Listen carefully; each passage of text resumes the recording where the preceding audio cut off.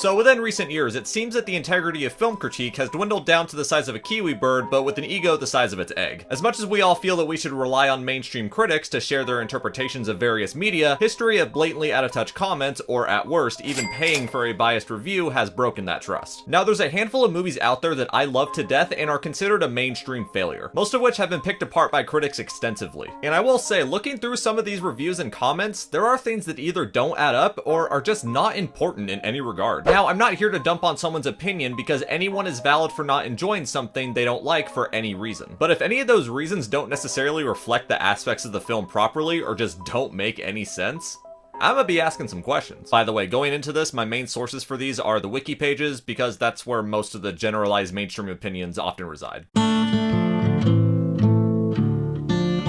When I watch this movie, I get an incredible story about personal growth and responsibility. When critics watch this movie, they see an animated try-hard Pixar cash grab that tries to steal the story from Lion King with some anatomical inaccuracies. Pretty much any animated movie not made by Pixar at this time could be considered a Pixar try-hard because of how much it dominates the industry. I've seen this movie as many times as Lion King, and I never once compared the two. I mean, probably because I'm a little retarded, but I would assume most people who watch this movie knows there's more than enough to separate the two from its limited similarities. A cow protecting his farm from hungry coyotes is not the same story as brotherly rivalry. And yeah, it doesn't have the most accurate depiction of animals, and neither did The Lion King. Last I checked, hyenas don't submit and serve lions. They actually are generally smarter and have a greater hunt-kill success rate. And the ladies of the pride would take one look at Scar and hop on his dick because darker manes are more desirable to a lioness. How come this underrated gem gets flack for supposedly stealing Lion King's story, while Hercules gets zero flack for stealing some aspects of Superman? Again, because there's plenty of difference between the two, and the same goes for Barnyard. As much as I personally love this movie, I don't disagree when someone says it's the weakest of the series. Sure, its plot is the weakest, but I still enjoy it for what it is, considering it's the third installment to a classic. While the humor isn't as solid as the first two films, there's one review that doesn't make a lot of sense. Does a kids movie really need, among other similar touches, a Hooters joke? I, for one, wouldn't want to have to explain it. Wait, so this movie can't have a joke about Hooters, but the first movie is completely fine with blatant dick jokes. Based. Very based.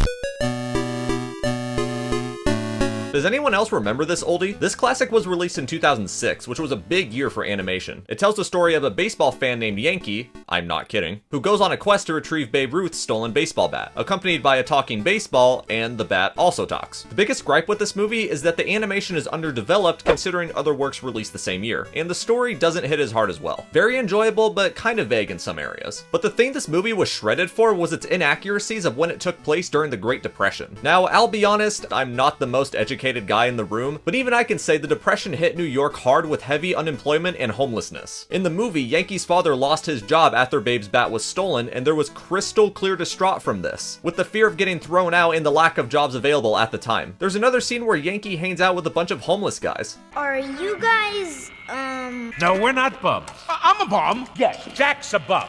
But the rest of us have just fallen on hard times. I'm not sure what exactly this guy is talking about, but I promise it only gets worse. There's a scene in the movie where Yankee hitches a ride with a team consisting of African-American players. During the segue, the issues stemming from the segregation in baseball at the time were heavily implied. You want to know how someone responded to this? Are you ready for this? They disagreed with how segregation wasn't talked about enough. That's like me saying The Incredibles is overrated because they never mention Frozone is black. Now, guys, again, you know full well I'm not the smartest guy here, but I don't get my education on racism from a movie about talking baseballs. So in both of these cases, the critics' views and breakdowns can easily be perceived as misrepresented. This movie all around just couldn't find an agreement with critics. First, it's not being accurate about the Depression, then introducing the elements of segregation but not going into enough detail about it even though it's not the main focus of the movie. One person says it's only for kids, while another says it would have a hard time appealing to kids. Look, this movie is far from a masterpiece, but people really can't seem to agree on what exactly they don't like about it, or just seemingly make up things they don't like. Here it is, the live-action Dr. Seuss that ruined all future hope for live-action Dr. Seuss. I loved this movie as a kid, and I still love it to this day. I was surprised to find out how disliked it was. Funny thing about this is that IRL, everyone says they enjoyed it, but I will admit there is a fair chance that nostalgia plays a factor. While critics are valid in stating that the tone and aesthetic weren't really all there, it's the inappropriate humor that people often cite as well. Brightly colored adaptation of the beloved rhyming book for young children is a betrayal of everything Dr. Seuss ever stood for, injecting potty humor and adult jokes into a mixture of heavy-handed slapstick and silliness. Now, this isn't an inaccurate statement, but how come the live-action Grinch didn't get the same treatment? The Grinch wasn't all that well received either. In fact, they had even more to say about it. So how come the green hobo wasn't the deciding factor of the future live-action Dr. Seuss films? I mean, the humor here was so much worse than the giant human feline. How do people say a pun about hoes is too far, yet a blatant joke about f***ing your boss is completely ignored? This is an overall weaker example for this video, but I just wanted to make a note.